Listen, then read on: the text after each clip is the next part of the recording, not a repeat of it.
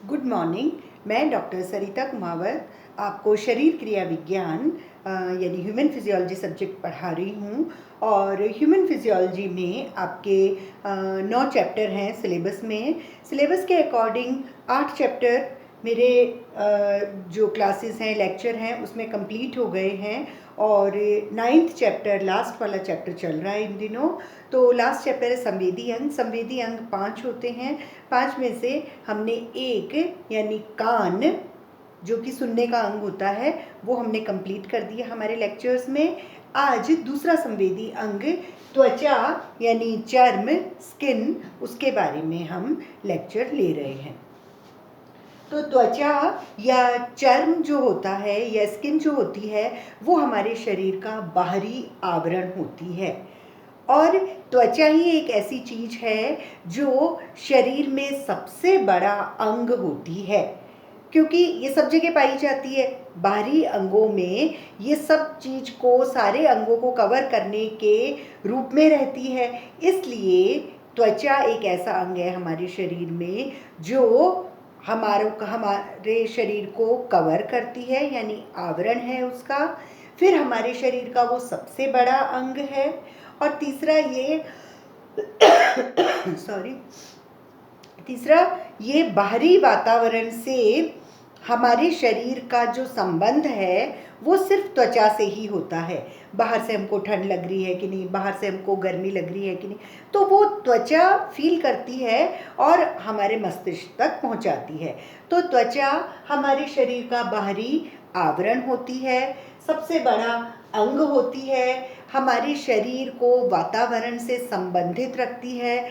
और ये एक ऐसा अंग है जो हमारे शरीर की सुरक्षा भी करती है, क्योंकि अगर ये कवर नहीं हो तो डायरेक्ट जो हमारे आंतरिक अंग हैं उनमें कीटाणु जो हैं वो इजीली अंदर जा सकते हैं। और त्वचा कई सारे उपकला, ऊतक की परतों से बना होता है। मतलब ऐसा नहीं कि त्वचा एक ही परत है, कई सारी एपिथेलियल टिश्यूज की परतों से स्किन यानी त्वचा बनी हुई होती है। त्वचा अर्थात स्किन हमारा एक ऐसा संवेदी अंग है जो हमें किसी भी चीज का अनुभव करवाता है जो वातावरण में हो रही है।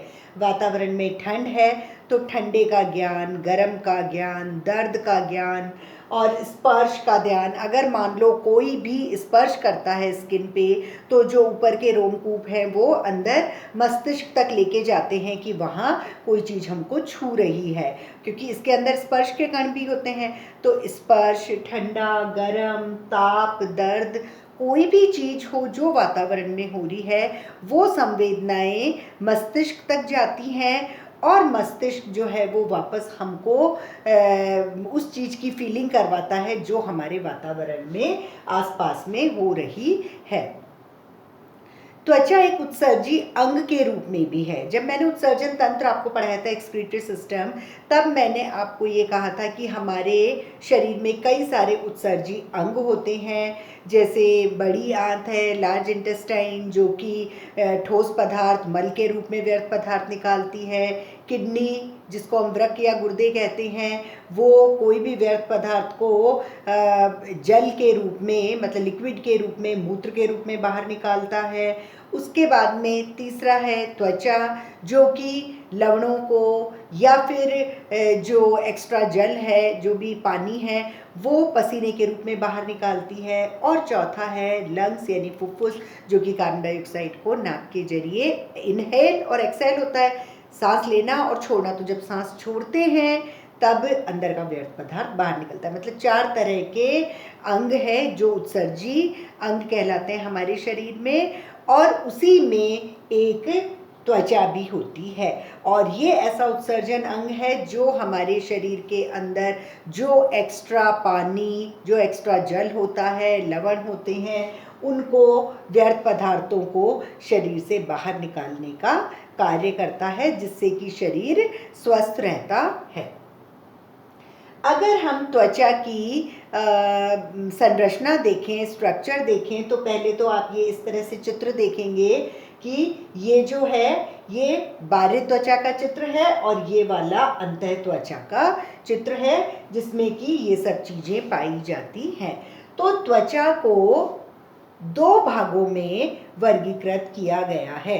त्वचा में दो भाग होते हैं, एक बाह्य त्वचा यानी एपिडर्मिस, एक अंतः त्वचा यानी डर्मिस।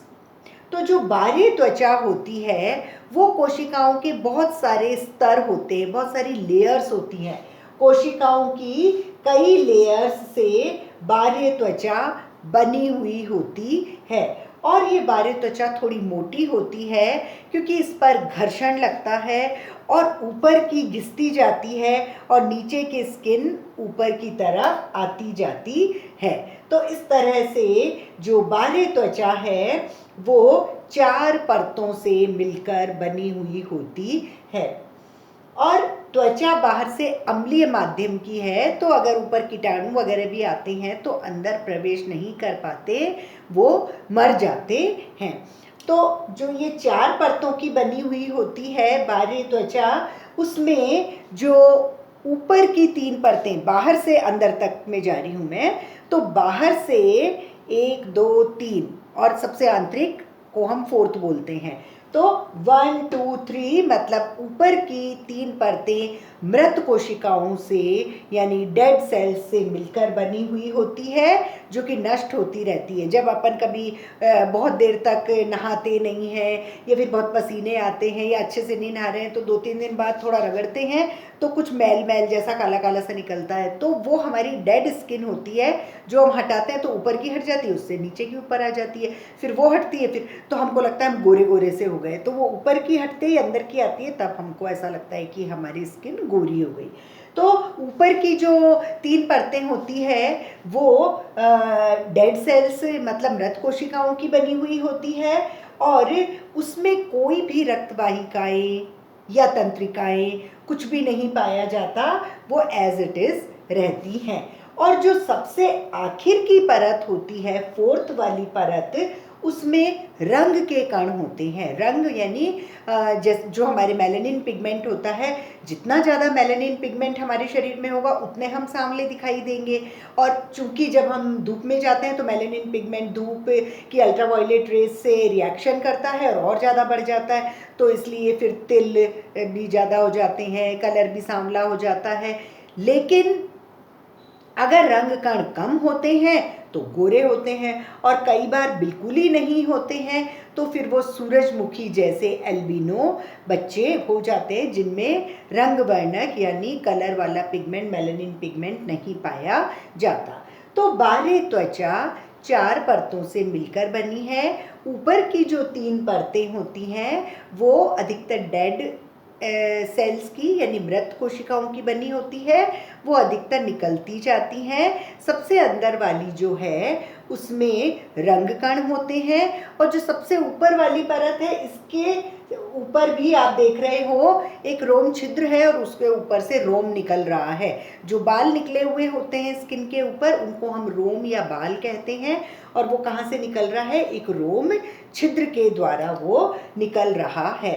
तो बाह्य त्वचा 4 परतों से मिलकर बनी है। 4 परतों का नाम है स्ट्रेटम कॉर्नियम सबसे बाहरी परत, दूसरी परत स्ट्रेटम ल्यूसिडम, तीसरी परत स्ट्रेटम ग्रैन्युलोसम, चौथी परत स्ट्रेटम मेल्पीजियन।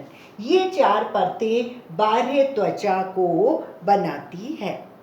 स्ट्रेटम कॉर्नियम जो है वो सबसे बाहरी परत है, ये थोड़ी मोटी होती है, बाहरी परत है और केराटिन जो एक मृत कोशिकाओं जैसा पदार्थ है उसके साथ ये मिलकर बनती है और जब जब ये उसको रगड़ते हैं और उतरती है तो अंदर से नई परत आ जाती है। ये जो स्ट्रेटम कॉर्नियम है ये बिल्कुल डेड सेल्स मृत कोशिकाओं की बनी हुई होती है। इसके बाद की सेकंड जो परत है वो है स्ट्रेटम ल्यूसिडम। स्ट्रेटम ल्यूसिडम जो है वो जलरोधी, मतलब अंदर एकदम पानी यहाँ से नहीं जा सकता, जलरोधी होती है, ट्रांसपेरेंट होती है, मतलब पारदर्शी होती है और थोड़ी चपटी होती है। जब ये यहाँ ऊपर जाती है तो ये भी डेड स्किन जैसी बन जाती है। तो स्ट्रेटम ल्यूसिडम जो है वो चपटी कोशिकाओं की बनी है।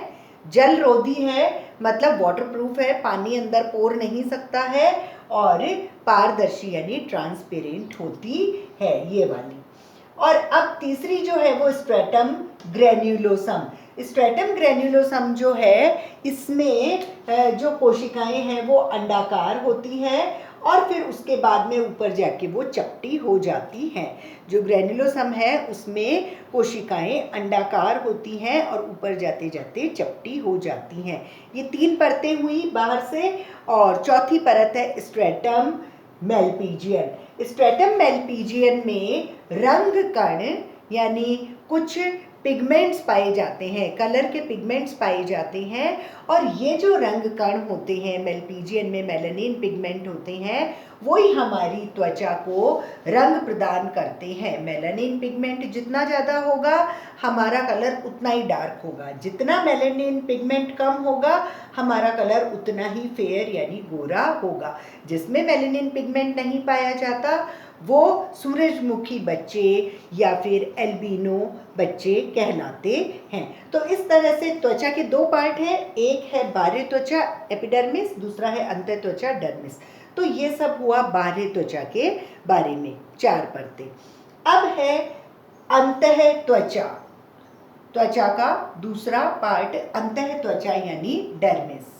डर्मिस जो है ये यहाँ से अंदर तक, ये जो अंतः त्वचा है इसके अंदर कुछ वसीय ऊतक पाए जाते हैं, थोड़ी बहुत रक्त वाहिकाएं ब्लड वेसल्स पाई जाती हैं, थोड़ी तंत्रिकाएं पाई जाती हैं और तेलीय ग्रंथियां पाई जाती हैं। तेलीय ग्रंथियां जो तेल स्रावित करती है और वो इसमें से लेके और बाहर तक निकाल देती है, तो वो आसपास के बालों को और हमारे शरीर को चिकना बनाए रखती हैं। ये मतलब रोम जड़ से ऊपर ले जाती हैं। और फिर कुछ स्वेद ग्रंथियां मतलब स्वेट ग्लैंड्स जो पसीना बनाती हैं और पसीना इससे और ऊपर बालों तक ले जाती हैं। तो जो अंतः त्वचा है डर्मिस, इसमें रक्त वाहिकाएं पाई जाती हैं, तंत्रिकाएं पाई जाती हैं, थोड़े बहुत स्पर्श कण पाए जाते हैं। स्पर्श कणों से जैसे ही हम छूते हैं तो वो स्पर्श कण मस्तिष्क में जाके कहते हैं कि वहाँ कोई अपन को छू रहा है, छूने की संवेदना मस्तिष्क तक जाती है। वसा कण पाए जाते हैं इसके अंदर। उसके अलावा कोलेजन फाइबर्स पाए जाते हैं, कोलेजन तंतु, थोड़े लचीले तंतु पाए जाते हैं, तेलीय ग्रंथियां पाई जाती हैं और स्वेद ग्रंथियां पाई जाती हैं। तो इसलिए थोड़ा वसा, तेलीय, स्वेद ऐसा होता है, इसलिए ये थोड़ा सा लचीली परत कहलाती है।